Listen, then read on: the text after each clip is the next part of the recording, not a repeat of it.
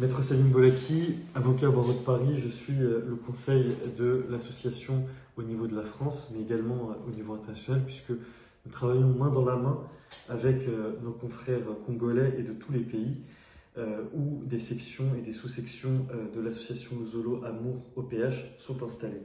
Alors, quelques mots aujourd'hui, simplement pour revenir sur l'affaire qui va faire l'objet d'un jugement dans les prochains jours par la Cour suprême effectivement du Congo, parce que dans ce dossier, nous avons effectivement M. Mikungi qui s'accroche à mettre en exergue les principes défendus par le président fondateur.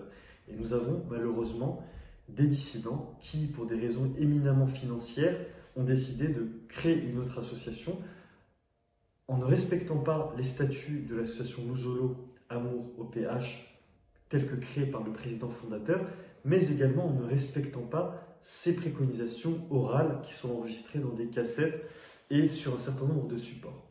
Dans cette mesure-là, il y a eu une décision qui a été prise par la Cour d'appel de Pointe-Noire, qui a rejeté effectivement l'intégralité des prétentions effectivement de ces dissidents qui sont portés par M. Misombolo, mais de manière extrêmement surprenante et sans respecter la décision qui était prise par deux fois par des juridictions supérieures, nous avons le TGI, donc le tribunal de grande instance de Brazzaville, qui a décidé de manière extrêmement surprenante de reconnaître quelque part ces différents griefs qui étaient portés par M. Misombolo au mépris des exceptions qui étaient soulevées effectivement par M. Mikungi qui, de son côté, s'efforce à ce que l'association respecte effectivement les principes qui ont été jalonnés par le président fondateur. Dans cette mesure-là, ce que nous demandons, c'est à ce que la Cour suprême effectivement du Congo puisse, d'une part, faire respecter le droit. Ce que nous attendons, ce que nous espérons, c'est de la justice, que le droit soit respecté, que l'ordonnancement juridique soit respecté. Quand une cour d'appel prend une décision, les juridictions inférieures doivent la respecter.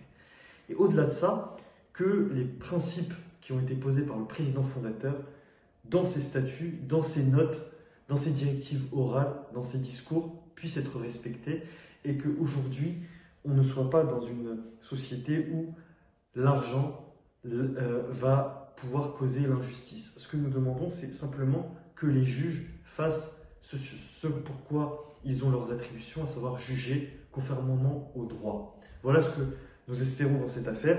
Et c'est la raison pour laquelle, dès aujourd'hui, en dehors de ce message, j'adresse une correspondance à l'attention, effectivement, de la Cour suprême du Congo pour exprimer notre sentiment et le regard de la France en indiquant que c'est un dossier qui est surveillé par les membres et par leurs conseils de par le monde, mais également au président, effectivement, du tribunal de Brazzaville pour rappeler à la place qui est la nôtre les principes de droit que nous espérons formellement devoir être respectés.